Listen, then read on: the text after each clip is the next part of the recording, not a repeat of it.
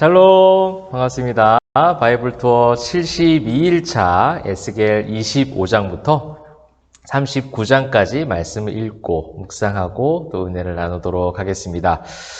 오늘의 우리 공통된 주제는요, 보이지 않는 진짜 능력이라고 한번 정해 보았습니다. 이사야와 좀 비슷한 맥락 가운데 있습니다. 오늘 25장부터 쭉 읽으시게 되면요. 제가 이제 에스겔 처음 말씀을 드렸던 것처럼 33장부터 이제 48장까지는 위로와 구원의 예언의 말씀이 선포되어 있는데, 그 전에 이제 25장부터 쭉 보시면 열방에 대한 심판의 예언이 나오죠. 하나님의 신탁이 계속해서 기록이 되어 있습니다. 암몬, 모압, 에돔, 블레셋, 두로, 시돈, 애굽. 이사야 때 이방 나라의 심판에 대한 메시지가 계속해서 나왔던 그런 낯익은 어떤 열방들이죠. 이방 국가들입니다. 그때 이사야 말씀을 나눌 때 한번 기억을 해보시죠. 세상의 모든 것들은 결국 어떻게 된다는 거예요? 무너진다는 거예요. 그들 때문에 멸망한 게 아닌 거예요. 사실 그들 역시도 결국 하나님에 의해서, 하나님의 그 신탁에 의해서 다 무너지게 되어 있습니다. 우리가 왜 포로가 되었는가? 바벨론이 강해서 그런 게 아니라는 겁니다. 바벨론 역시도 나중에 이스라엘 백성이 70년 후에 포로 생활로 올 때는 바벨론이라는 나라가 계속해서 득세하지 않아요. 계속해서 다스리고 있지 않는다는 거죠. 바사제국으로 바뀌어지지 않습니까? 그 모든 강대국, 강한 제국들, 그 모든 것들 역시도 하나님 앞에서 다 무릎 꿇고 무너진다라는 거예요. 그래서 페인을 잘 분석하라. 지금 너희가 이렇게 된 이유가 무엇이냐? 너희가 하나님의 말씀, 주어진 율법, 규례와 법도를 지키지 아니하였고 하나님의 품을 떠났던, 수없이 임했던 하나님의 그 헤세드의 손 내미심, 많은 종들을 보내셔서 회개하게 하시고 그렇게 메시지를 전했지만 그 모든 것을 거부했던, 그래서 자신들의 힘으로 뭔가 살아갈 수 있을 것 같이 착각하고 하나의 그냥 하나님을 섬기는 건 종교 생활처럼 제사를 드리고 자신들의 번영을 위해서 쫓아가고 우상을 숭배했던, 영원히 자기들에게 좋은 것을 가져다 줄 줄 알았던 이방 나라의 문화들을 마구 들여오면서 모든 것들이 무너진 그 페인을 잘 분석해야 된다는 것이 계속 에스겔 말씀 가운데 이어지고 있는 그런 흐름이라고 볼 수가 있습니다. 그러한 가운데 이제 이사야처럼 그런 모든 심판과 예언이 있었으면 이제는 뭐예요? 이제 이스라엘 백성들에 대해 회복의 소망의 메시지가 선포가 되어야 되겠죠. 그것이 이제 오늘 여러분들이 읽을 이제 또 33장부터 39장의 말씀 가운데 나오고 있습니다. 파수꾼으로 임명된 에스겔을 통해서 이스라엘 목자들, 이스라엘 재건, 이스라엘의 부흥, 유다의 재통일, 여러 가지 승리에 대한 고백들, 예언의 말씀들이 나오고 있죠. 저는 이제 그러한 가운데 여러분들과 이제 마지막으로 함께 나눠보고 싶은 단어가 하나가 있어요. 바로 히브리어로는 루아흐라는 단어입니다. 여러분 한 번씩 들어보셨을 겁니다. 에스겔서에 유독히 많이 나오는 단어입니다. 52번이나 나오는데요. 하나님의 영이에요. 성령이죠. 이제 신약 성경으로 왔을 때는 성령이 하나님의 영이죠. 하나님의 영이 운행하실 때도 이 단어가 쓰여졌고요. 이렇게 이제 영에 대한 부분들, 하나님의 영에 대한 기록이 굉장히 오늘 본문 가운데서도 많이 나오고 있습니다.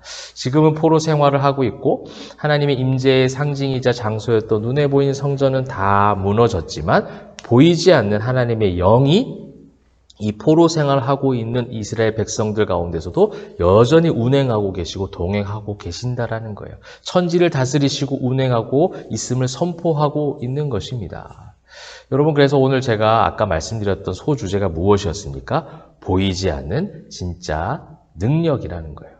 여러분, 이제 에스겔서 36장 26절과 27절 한번 읽어보고 말씀을 나누면 좋겠어요. 한번 읽어보도록 하겠습니다. 또 새 영을 너희 속에 두고 새 마음을 너희에게 주되 너희 육신에서 굳은 마음을 제거하고 부드러운 마음을 줄 것이며 또 내 영을 너희 속에 두어 너희로 내 율례를 행하게 하리니 너희가 내 규례를 지켜 행할지라. 아멘. 무엇을 너희 속에 둔다고요? 새 영, 내 영을 두겠다라는 거예요. 하나님의 영을 주시겠다라는 거예요. 너희가 지금 지킬 수 있을 줄 알았고 제사 드리면 다 되는 것처럼 여겨지고 착각했던 그 종교 생활주의에서 모든 것을 탈피하고 새롭게 새로운 영으로 바뀌어지게 하시사 우리의 모든 굳은 마음을 제거하고 부드러운 마음으로 하나님을 섬길 수 있는 진짜 진정한 신앙인의 삶으로 내 영으로 말미암아 너희로 내 율례를 행하게 할 것이다. 율례를 너희가 행할 수 있을 줄 알았지만, 너희가 지켜서 그 의로움으로 살면 충분할 줄 알았지만, 그 모든 것이 지금 무너진 지금의 모든 상황들을 바라볼 때에 내 영을 너희 속에 두어서 온전한 회복을 이루어 가실 것이다, 이루어 갈 것이다 라는 하나님의 선포가 담겨져 있는 거예요. 여러분, 이것이 오늘날 살아간 성도들에게 주시는 소망의 메시지가 될 것 같아요. 주님이 언제 다시 오실지 모르는 계속되는 우리에겐 기다림과 영적 싸움이 있어요. 그러나 그 힘겨울 때 예수님께서 분명히 약속해 주셨습니다. 내가 승천하여 하늘로 올라가면 무엇을 허락하신다고요? 보혜사 성령님을 약속하셨다라는 거예요. 이 보혜사라는 단어를 이단들이 자꾸 사용해서 우리가 좀 거부감이 있을 수 있는 단어인데 사실 굉장히 좋은 단어입니다. 우리의 은혜로 우리와 함께 하시고 우리를 도우시는 그 성령의 영, 내 영을 너희 속에 두어, 오늘 말씀처럼 그 영이 우리와 함께 동행하시고 우리 속에서 역사하시기 때문에 우리가 싸우기 힘든 싸움도 하나님 싸우게 하시고 승리케 하신다라는 거예요.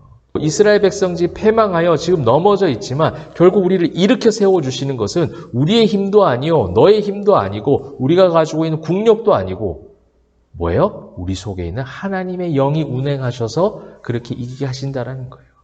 현상적으로 절망밖에 보이지 않는다 할지라도 우리와 동행하시는 성령의 인재와 그 역사하심으로 우리는 다시 일어날 수 있다. 무엇 때문에?